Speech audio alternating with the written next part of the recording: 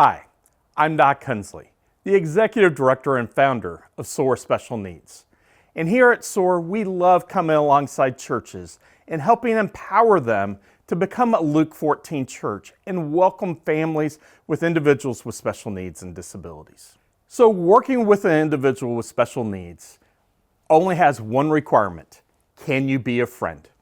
A lot of times I love calling a volunteer who works with an individual with special needs a buddy. That goes right along with it. What do we call friends? We call them a buddy. And so an individual who volunteers working with an individual with special needs is a buddy. What is the role of the buddy? Well, it's pretty simple. First and most importantly, they're a friend. But then along with that, they are a guide on the side that helps keep them safe, keeps them out of trouble. And you can do it from a distance sometimes. Sometimes you can just stand behind them and help them. You can help them learn from the teacher-generated curriculum. Remember, you're not teaching them anything. You're there helping them stay focused and learn and show them what Jesus is teaching. And then we also want to be able to help them interact with the other children in the class. Help them interact with their peers. Help their peers to interact with them. This is going to be huge things with that. The other thing we want to do is focus on their abilities, not their disabilities. You might be saying, Doc, what does that mean? Well, let me give you a perfect example. Let's say we have Susie, and Susie has some fine motor control issues. She has a hard time using her hands for some items. But now you've got a craft time. And Susie needs to cut out the craft. She has a really hard time using scissors and can't do it and is struggling. Instead of allowing her to struggle, you come in, kindly take that scissors and say, Susie, let me cut that out for you.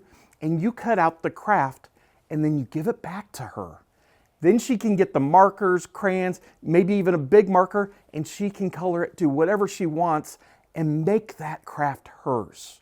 You just focused on her ability, not her disability.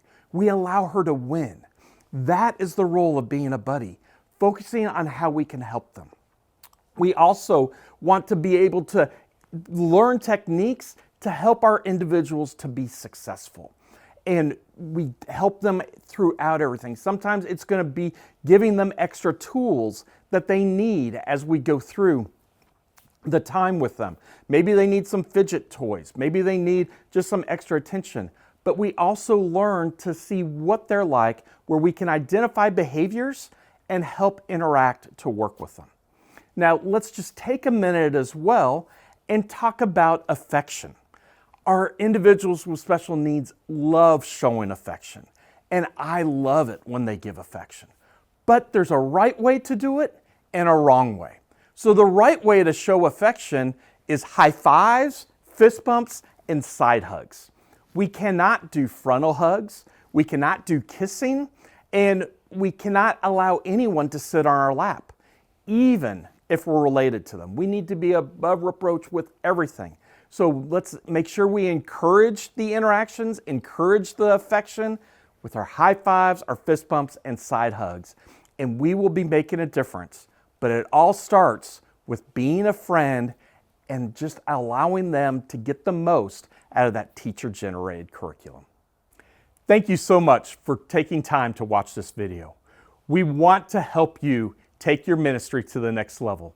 Simply go to our website under churches and we will give you a free hour-long consultation. Come, soar with us.